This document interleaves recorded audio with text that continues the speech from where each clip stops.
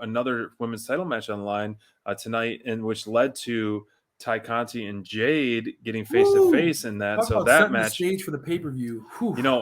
I love that. I agree with the announce team here. Tony Schiavone said this could have been Jade's biggest challenge to date, and I thought, her match versus AQA was fantastic pairing.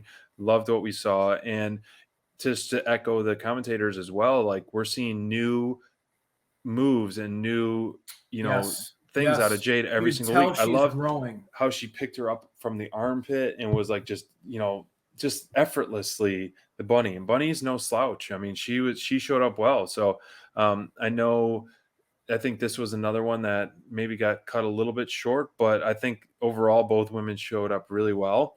I love that at the end, during how Jade's leaning into just, the showboating, doing push-ups and flexing all match, how we're kind of seeing a little bit of that of Bryan Danielson as well.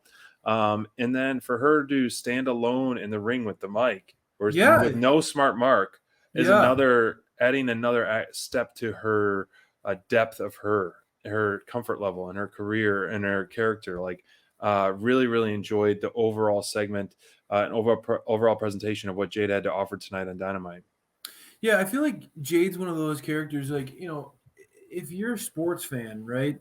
One of the coolest things about pro sports is when you get an opportunity, you follow a guy in college, and you see, their potential and their upside, and you follow their career, and then they make it big on the big stage, and you see that growth.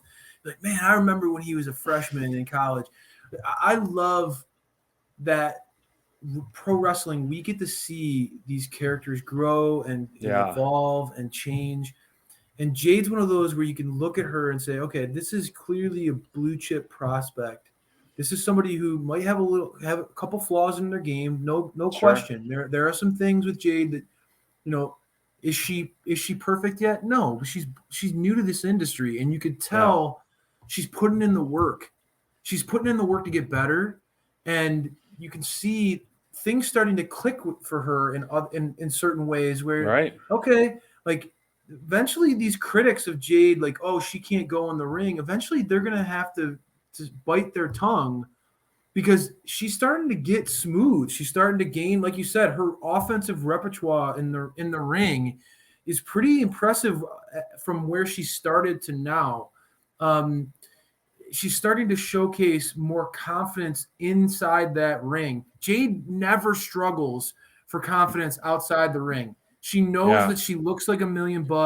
She carries herself like she's a champion. She has the belt around her shoulder there, but she's starting to perform in the ring with that confidence, and that's going to take her to another level. And I agree with you. You put her in the ring with somebody like the Bunny, who we've seen has no problem putting other people over, but has grown a lot herself. And it was just a really good pairing.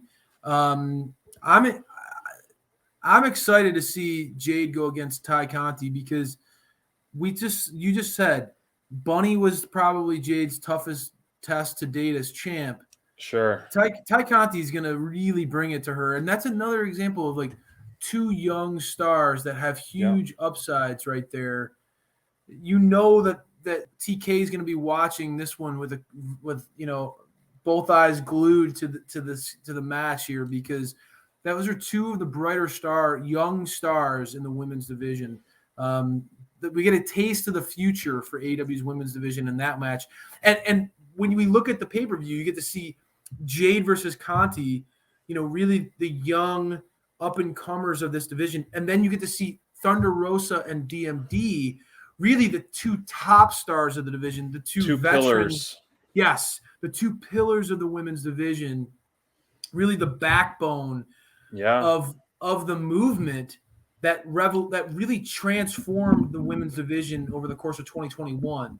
It was the work of those two women that transformed that division. So we get to see that those two things juxtaposed off each other, and I really like that. I love the established rivalry, the veteran, the hatred that Thunder and Britt have for each other. Oh, it's so good. This one where it's like, okay, this could be a feud. This could be something between these two because we saw Mhm. Ty was fired up, man. So really big fan. I think that the women's division, although we didn't get this, we aren't going to see a ton of matches at the pay per view. We're going to get some real quality at Revolution. Yeah, and I'm sure Deeb will somehow be featured maybe in the buy-in or in other sense. But like I said, man, the overall package, the overall presentation of what Jade had to offer tonight, from her in-ring stuff to her power, and then that short promo. But what we saw after, she was my top performer of the night.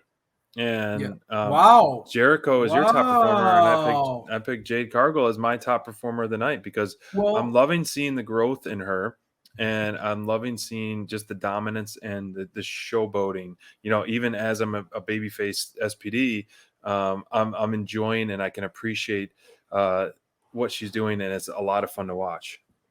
I love seeing Jade get a little bit of love for her growth and the work she's putting in. It's good to see her recognized because she could have easily rested on the fact that she looks like $1,000,000. She was clearly getting a push based off of that aesthetic. She's a unique talent in the women's division just from a size and strength, physicality standpoint. Hmm. But I agree with you. She's definitely growing. You just mentioned her starting to dabble in mic work.